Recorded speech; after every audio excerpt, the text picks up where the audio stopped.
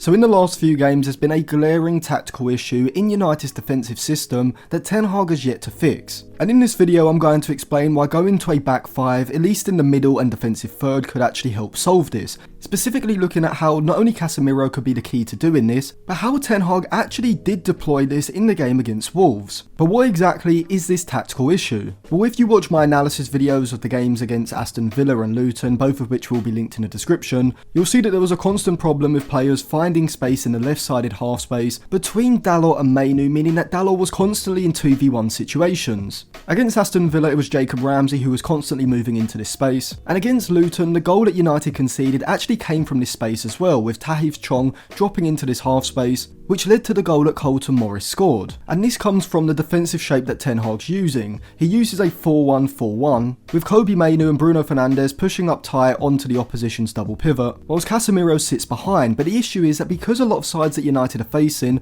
are using a box midfield, United are constantly overloaded in the centre of the pitch. And so with Mainoo and Bruno Fernandes pushed up and Casemiro often being dragged over to the right-sided half space with his man, it means that there's a constant free player in the left-sided half space. And whilst Dalot at right back can pick up this player during certain phases of play, because the opposition's left back, whether it's Moreno for Aston Villa or Doughty for Luton, are often pushing forward down that left side and running off Garnacho, who's sitting in a higher position, Dalot is then forced to drop off in order to cover this run down United's right-sided channel, leaving that player free in the left-sided half space in behind Kobbie Mainoo. But before I go any further, if you're a fan of retro jerseys, then head over to Jersey FIFA. You can pick up jerseys like this Ronaldo purple Real Madrid shirt, or this Ronaldo Nazario Barcelona shirt. They've also got all the Manchester United jerseys through the 90s and 2000s, as well as from other club and international sides as well. If you use code Atlantis at checkout, you'll get a discount. A link will be in my Instagram bio, which will be linked in the description. But what exactly is the answer? Well, I think the answer is going to a back five, at least in the middle and defensive third. Now, this doesn't mean that United have to completely switch to a five at the back system. It simply maybe means dropping Casemiro into that back line during certain phases of play,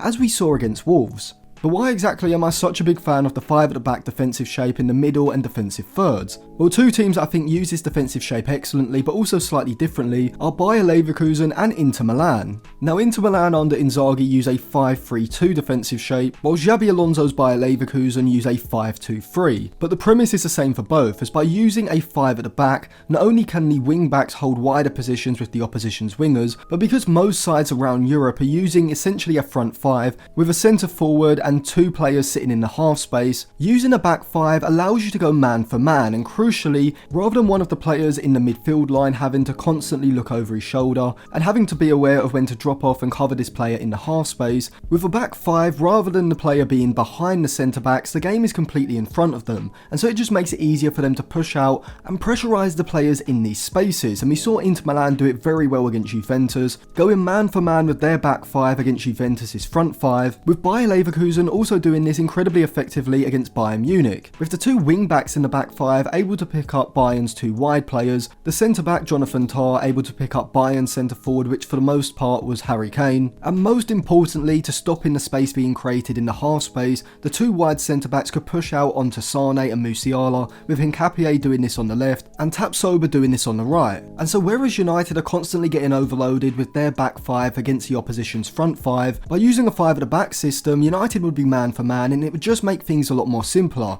rather than Dalot having to constantly make a decision as to whether to push up into the midfield onto the player in the half space or drop off to cover the overlapping run with the opposition's wing back likely running off Garnacho, who, because he's playing higher up the pitch as a right winger rather than a right wing back, is just inevitably not going to be able to track the run of the opposition's fullback throughout the whole game. So how exactly should Ten Hag go about implementing a back five during this phase of play and solving this particular issue? Well, we actually saw him kind of do it against Wolves, and he did this by using Casemiro in a role that I would define as a halfback, which to me is basically a holding midfielder who higher up the pitch is going to be sitting in the midfield line, but in the middle and defensive thirds can drop into the back line as a temporary third centre back. And I actually did make this tactical breakdown segment of the video after the Wolves game, where I was actually quite complimentary of Ten Hag using Casemiro in this role, but since the Wolves game, Ten Hag seemed to have abandoned this approach. Also, I made this segment before Lisandro Martinez and Luke Shaw got injured. It doesn't really impact the tactical theory, but if you do see them in the lineup when I'm referring to the rest of the season, that is why. Also, I did mention how Boubacar Kamara could be a good replacement for Casemiro in the summer to play this role,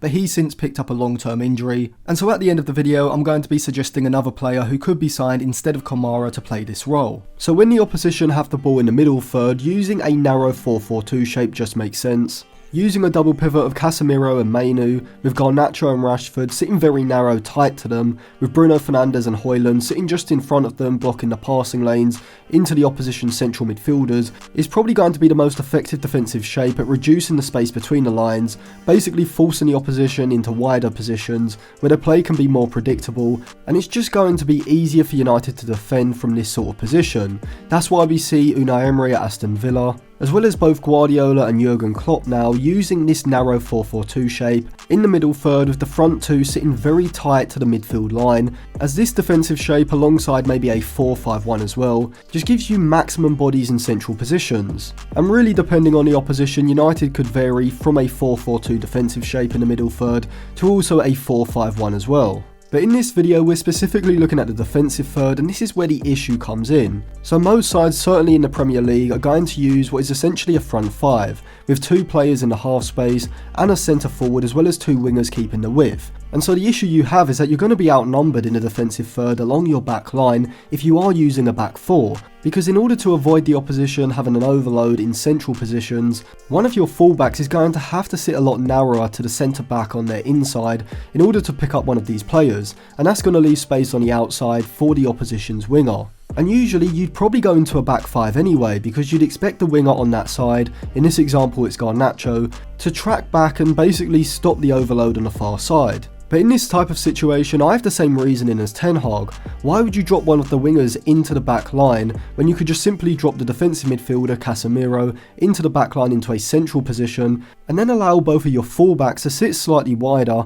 and pick up the wingers on each side? And then in front, to deal with the fact that you've now dropped Casemiro from that central position, you just have Mainu and Bruno Fernandes form a temporary double pivot, and have Garnacho and Rashford move in narrow to create a very narrow midfield four. And so essentially you're defending in a 5-4-1 shape in the defensive third, looking to still remain compact, and using that narrow midfield four now to stop the space developing between the lines. And the other clear advantage of this is that now, because Casemiro is the one to drop into the back line, sitting between the centre backs, you've now got both Garnacho and Rashford who can retain higher positions. The issue that Jose Mourinho had towards the back end of his United spell is that he was essentially using what was a 6-3-1, where the wingers were expected to come very far back, dropping into the back line at times in order to track the opposition's fullbacks. But in this temporary 5-4-1 in a defensive third with Casemiro in the back line, now you've got your two wingers Garnacho and Rashford sitting in advanced positions, and this of course is going to aid you on the counter-attack, as rather than having Casemiro in the midfield line, you've now got two very good ball carriers with the pace and acceleration to be significant threats on the counter-attack.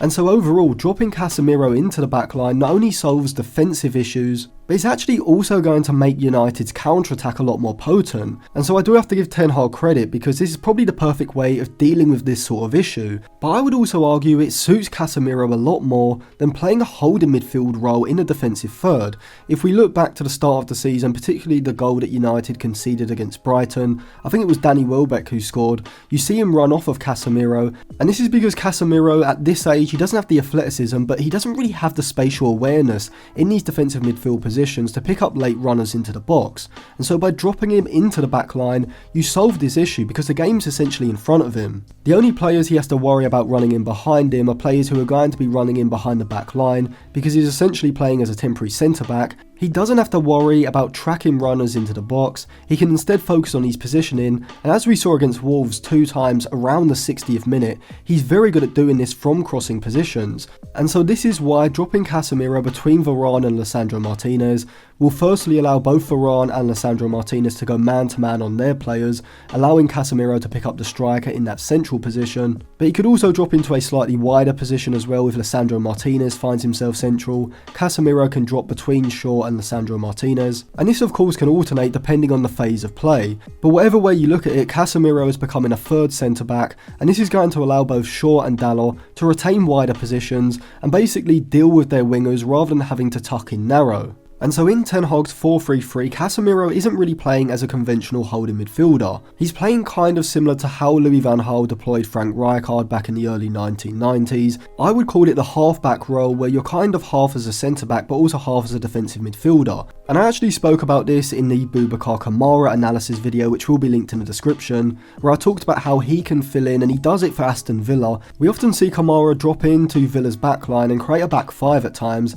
because they play such a high line that in order to track runners, Kamara does actually need to drop very deep, playing in the backline in order to track those runners. And so in terms of a long-term Casemiro replacement, I think Boubacar Kamara fits this profile exactly. He can play exactly this role, and I actually think he's much better in possession from a press-resistant standpoint than Casemiro is at this age, because Casemiro is kind of clunky, whereas Kamara is a lot more fluid and elegant in possession, and overall just more efficient. He's also got experience with playing as a centre-back at Marseille, and so if I was looking for a long-term replacement in this kind of half-back role, alongside Kobbie Mainoo, Boubacar Kamara would be the exact player I would go for. But with Boubacar Kamara sustaining an ACL injury which will keep him out for the rest of the season, I just don't think he's a viable option for United anymore, at least this summer anyway. But an alternative option that I think would be just as good in this role, maybe even better in some departments, whilst also being Premier League proven, would be Amadou Onana from Everton. Now of course we haven't really seen Amadou Onana drop into the back line and play as a centre-back either at Everton or at either of his previous clubs, Lille or Hamburg, and so in terms of understanding this role, particularly from a positional point of view, knowing when to hold a higher position in the midfield line and when to drop back into the back line to cover certain spaces, you'd have to say that Kamara does have the advantage. But when it comes to physicality and particularly aerial duels, you'd have to give it to Onana, because the guy is absolutely dominant from aerial situations, and so when he drops into that back line,